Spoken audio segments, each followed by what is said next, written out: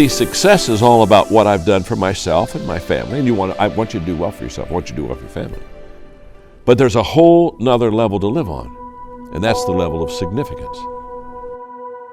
And significance is what I do to add value and help others.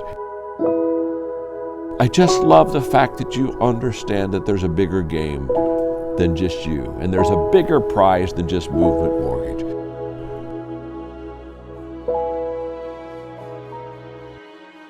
We're going to expose what you're doing all over America.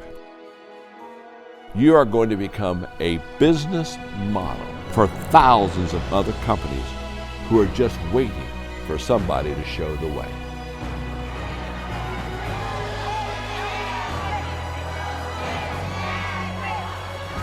I'll tell you, there's a significant difference here in success and significance. And I want you guys to think about this. Success, it finishes with you.